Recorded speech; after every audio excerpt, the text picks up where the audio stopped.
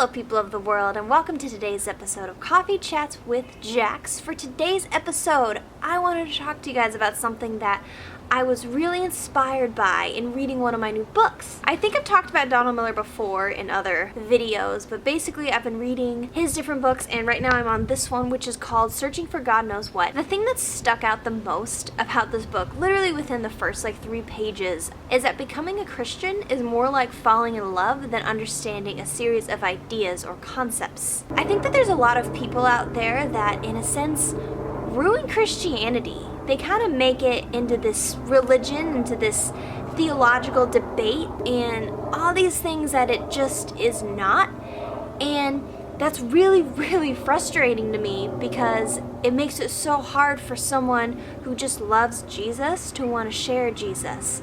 It makes it so hard because it turns people away from him. I've heard a lot of conversations recently about what turns them away from Christianity. I heard the Christian lingo, I heard the different theology, I knew things about God, and I would say that I was a Christian, but I didn't actually know God. I just knew different things about him. But when I actually met Jesus, that's when I fell in love. That's when my purpose on this world made sense. Don't get me wrong, theology is important.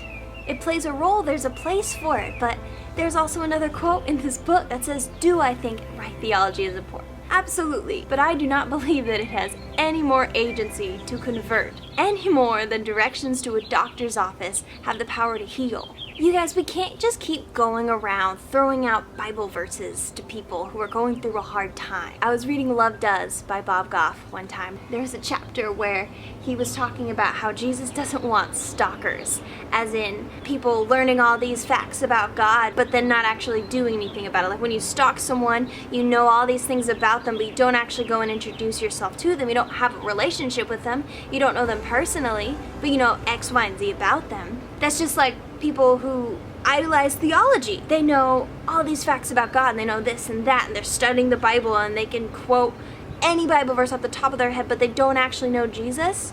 They're basically just stalkers. Jesus doesn't want stalkers. He actually wants a relationship with you, and I think that term is becoming a little cliche, how it's about a relationship but not a religion, but I think it's so important that we actually understand what it means to have a relationship with Jesus. That's what this is all about. This is not about what we know. This is not about how much of the Bible we have memorized or how many chapters we read in a day, or you guys, this isn't about any of that. Yes, those things are important, and those things can even be fun. Okay, when I first met Jesus, I was so excited that I wanted to learn all the things possible to learn because I was so excited about it. I wanted to know all the things that I could. And yeah, it was fun, and I read a lot of the Bible. I took theology classes online, but you guys, that's meaningless without having Jesus.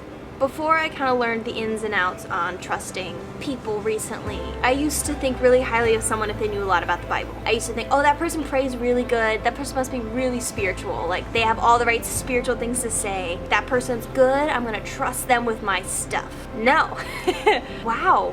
Was I wrong? Like, those are all great things. But if that is not followed up by actually living a life that proves that they have a relationship with Jesus. Because you guys, it's obvious. You can tell when someone knows him. You can tell by the way that they love people. They're not quick to throw a Bible verse in your face. They're not knocking on your door telling you why you're bad and all these reasons that you need to be saved. And they love people. You guys, I've heard so many people want to avoid the topic of love and avoid the topic of grace because they think that people will use and abuse that side of God, and they think of him as more of like a, no, we know how to preach the severity of God and what are the hard parts and take advantage of the grace side. Don't do that. And it's like, yes, people could do that, but if you take out the love and the grace of the relationship with God, then you're basically reading like an old history textbook with no point. The Bible becomes so hollow. Honestly, the love and the grace of the relationship with God is the most important thing in the world. As followers of Jesus, we are meant to love people, love God. That's it. It doesn't mean we have a quota where we have to go around and say this amount of Bible verses a day and we have a checklist and we got to bring this person to Jesus and this person, because guys, we're not going to convert people, okay? We're not going to convince someone that Jesus is the way to go. We're not gonna do that. The only one who can change somebody's heart is Jesus. That's it. When I met Jesus, I fell in love.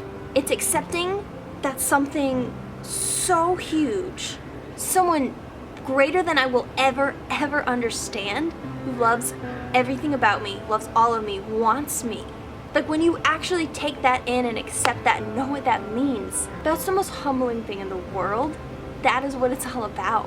When we feel that, like, oh my gosh, I am nothing without you, God. I am absolutely nothing. I need you. I need you every day. I need you every minute, every second. I need you. You're what makes me have purpose. You can tell when someone has that. That is a night and day difference than someone who just has a list of theology facts in their notebook. That is what changed my life. Knowing the books of the Bible didn't do that. A theology class can't do that. Meeting Jesus saved my life. I hope that video made sense, and I think that that's all I have to say about that topic. So I hope that you guys have a great rest of your week, and I will see you next time. Okay, love you guys. Thank you guys so much for watching today's episode of Coffee Chats with Jax. If you enjoyed what we had to say and you want to continue this conversation on further, we are going to continue talking over on my Patreon page, where you can get to by clicking on that box on the side of the screen that says Patreon, or you can click the link in the description box below that says Join My Family.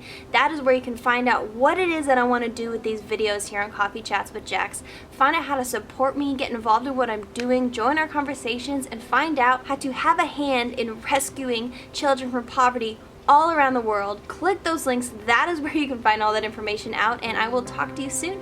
Okay guys, love you, and I'll see you next time.